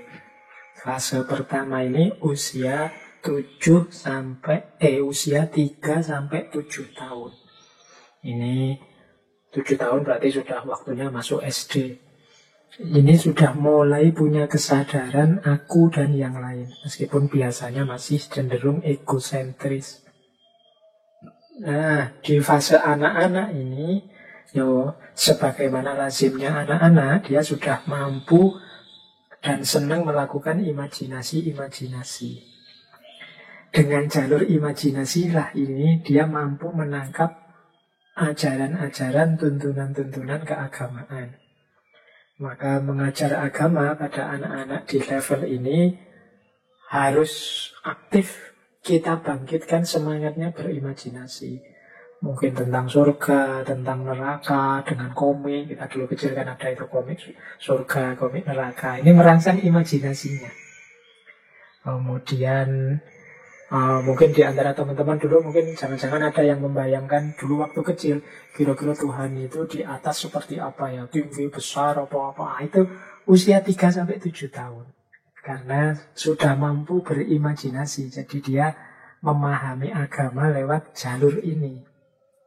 Jadi kalau kebetulan di antara teman-teman ada yang mendidik, menuntun adik-adik kita di wilayah-wilayah ini, mungkin cerita-cerita yang menarik hati itu akan mudah masuk ke mereka karena mereka sedang tumbuh-tumbuhnya kemampuan berimajinasi. Nah, semakin usianya tambah, nanti muncul transisi. Jadi terjadi perubahan cara berpikir ketika dia mampu mulai memisahkan antara imajinasi dengan kenyataan. Oh, ini bohong saja. Oh, yang ini konkret. Itu cuma cerita, belum ada faktanya. Kalau ini benar fakta. Ini di atas 7 tahun ke atas dia mulai bisa memisahkan antara imajinasi dengan kenyataan. Dimulailah nanti setelah transisi itu stage 2. Jadi level 2, yaitu mythic literal faith. Ini panjang usia 8 sampai 19 tahun. Jadi anak-anak ini mulai mampu berpikir simbolik, mampu membedakan antara imajinasi dengan realitas. Mereka berpikir literal, jadi sudah mampu ditanami, diajari ajaran-ajaran agama sebagaimana tercantum dalam kitab suci apa adanya, tanpa harus melalui ilustrasi-ilustrasi cerita. Nah, hanya saja di usia-usia ini cara berpikirnya, karena ini usia-usia sekolah sampai kuliah, ini cara berpikirnya sangat rasional. Sehingga menghadapi hal-hal yang mungkin tidak masuk akal, atau menghadapi hal-hal yang menurut dia tidak cocok dengan rumus yang dia pahami, ini akan mengecewakan dia. Jadi misalnya dia yakin kalau orang baik itu akhirnya sukses, kalau orang jahat itu akan jatuh. Seandainya kemudian dia lihat ini ada orang jahat kok senang terus, kok ada orang baik kok kemudian malah kalah terus. Ini akan mengecewakan dia. Jadi usia-usia ini sudah mulai punya komitmen keagamaan, tapi nanti dia akan mulai mengalami transisi ketika melihat ada yang tidak sesuai dengan yang dia pahami selama ini. Jadi mungkin dia melihat, loh ini kok ada tokoh agama harusnya kok kemudian melakukan tindakan apa, kalau di berita-berita itu kan banyak, misalnya ada guru ngaji yang ngapain santriwatinya, atau ini hal-hal yang menurut dia nggak nyambung antara agama dengan yang ideal dengan kenyataan yang dia lihat. Jadi idealnya agama dengan kenyataan yang tidak sama, ini membuat dia gelisah. Nah, ini akan jadi transisi anak-anak yang di level 2 dari 8 sampai 19 tahun. Ini sebenarnya dia ini kalau memang sudah ditanami agama dengan serius, dia jadi religius. Tapi perkembangan berpikirnya akan membuat dia melihat ada gaps antara ideal beragama dan kenyataan hidup agama. Mungkin dia shock lihat, loh ada orang beragama kok malah jadi teroris, kok melakukan kezaliman seperti itu, dan lain sebagainya. Karena dia ini kan mythic literal faith, pemahamannya literal. Ternyata yang letterlek tadi tidak cocok dengan kenyataannya. Nah, ini kegelisahan-kegelisahan di stage 2 yang nanti berlanjut ke stage 3. Synthetic conventional faith. Ini dari 19 tahun sampai dewasa. Nah, ini berpikirnya kalau di sini lebih matang.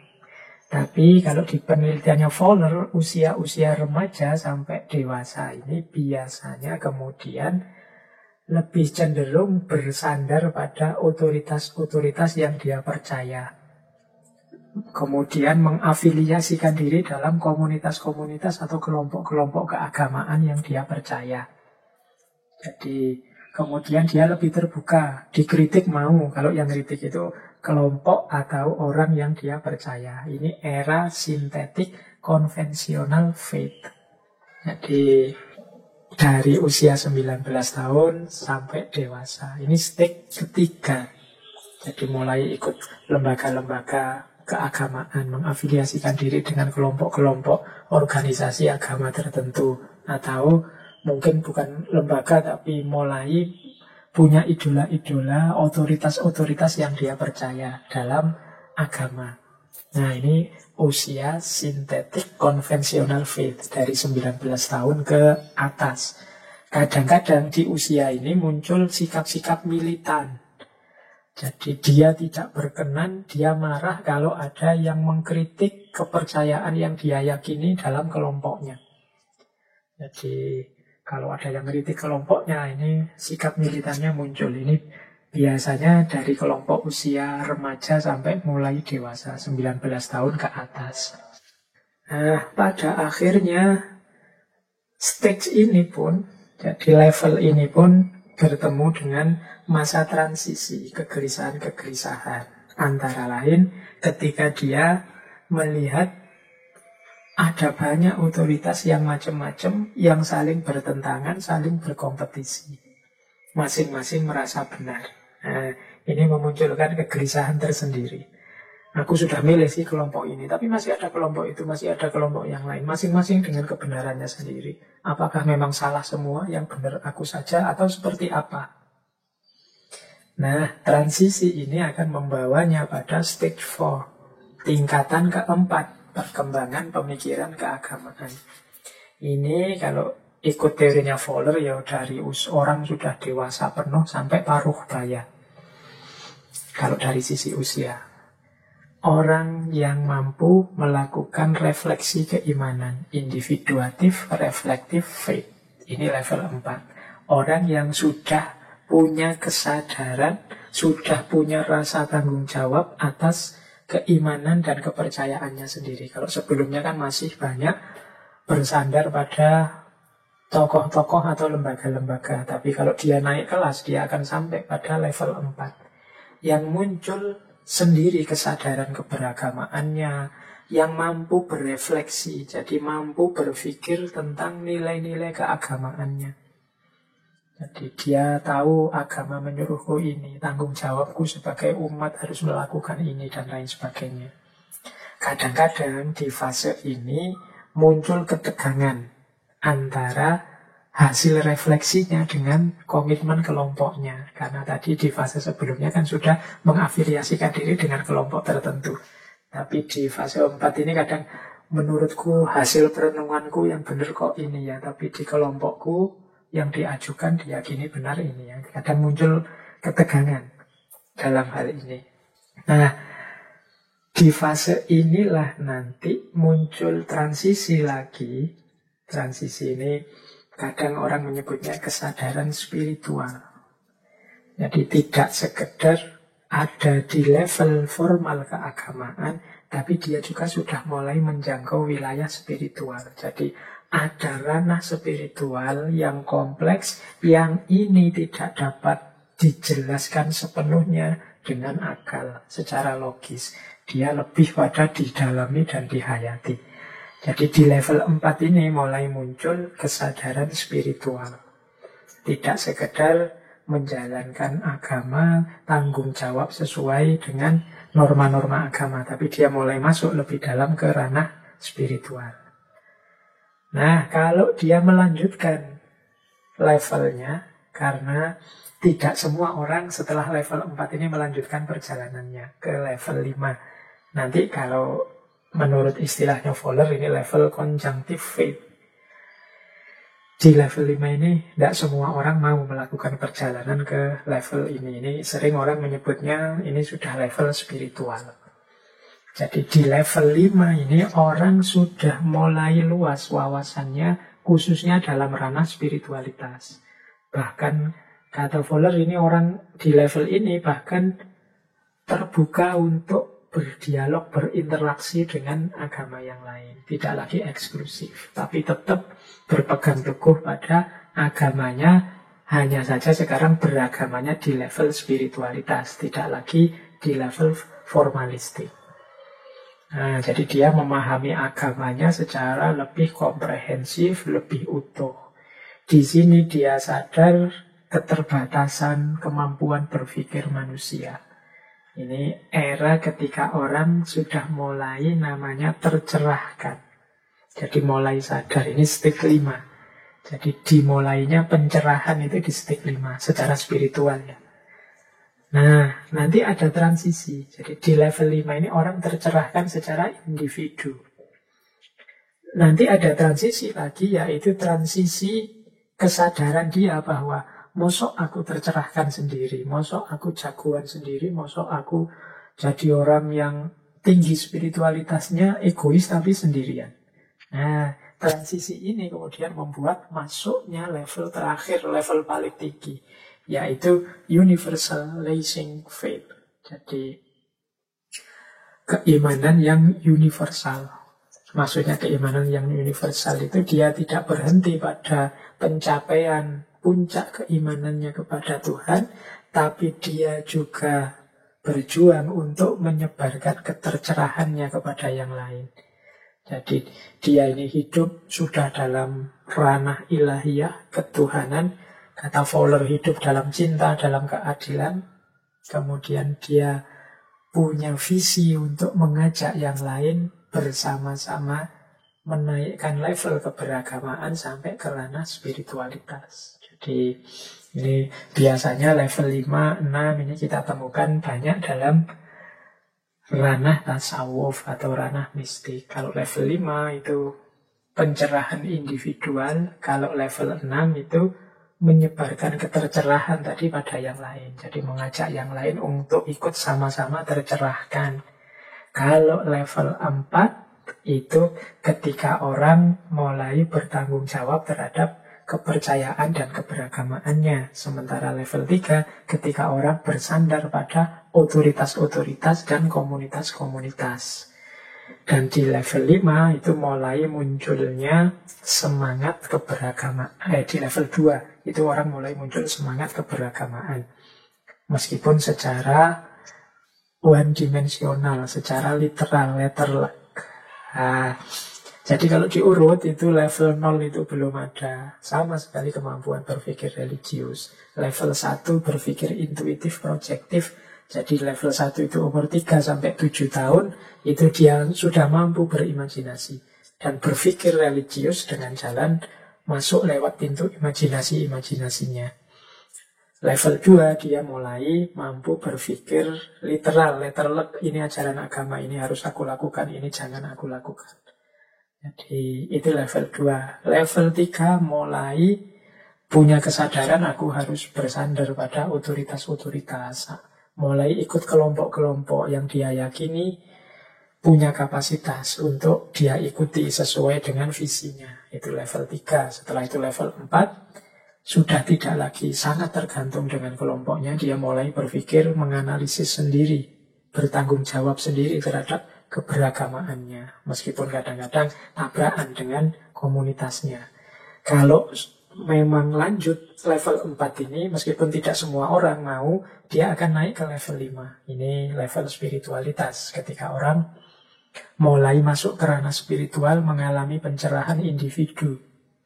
Dan puncaknya adalah level 6, ketika dia tidak hanya mencerahkan atau tidak hanya tercerahkan dirinya sendiri, tapi dia juga mencerahkan yang lain. Nah, ini level 6. Ini teori perkembangan pemikiran keagamaan. Ini mengambilnya dari bukunya James Fowler, Stages of Faith. Silakan teman-teman cari bukunya ini. Saya hanya mancing saja. Boleh setuju, boleh tidak. Semua yang saya sampaikan hari ini mungkin lebih dalam bentuk pancingan-pancingan untuk kita lebih serius dalam beragama. Khususnya dalam kita memahami diri kita sendiri dulu. Kita itu ada di level mana, perkembangan pemikiran keagamaanku seperti apa, mode pemahaman agamaku seperti apa. Jangan-jangan aku ini termasuk yang variasi ekstrim tadi. Jalan beragama yang aku ambil seperti apa. Model ritual ibadah saja kah? Atau fokus ke akhlak? Atau pasrah saja? Atau punya idola-idola karisma-karisma? Atau model mistik? Atau model rasional? Kesadaranku itu formalistik, intelektualistik, mistik apa, profetik, dan lain sebagainya. Semoga wawasan yang kita ulas malam hari ini sedikit banyak memberi manfaat untuk hidup kita. Tidak semuanya harus diterima, pasti ada yang tidak cocok, pasti ada yang tidak sesuai, pasti ada yang tidak pas, karena hidup ini sangat beragam. Semoga teman-teman bisa menangkap yang saya maksud ini, karena yang masing-masing orang mungkin punya strategi, punya cara, punya jalan memahami dan menjalankan agamanya sendiri-sendiri. Yang penting semuanya dalam kerangka keseriusan kita menjalankan hidup. Tidak hanya iseng, tidak hanya asal. Karena apapun nanti yang kita pilih untuk kita jalankan, untuk kita pikirkan, ada pertanggungjawabannya.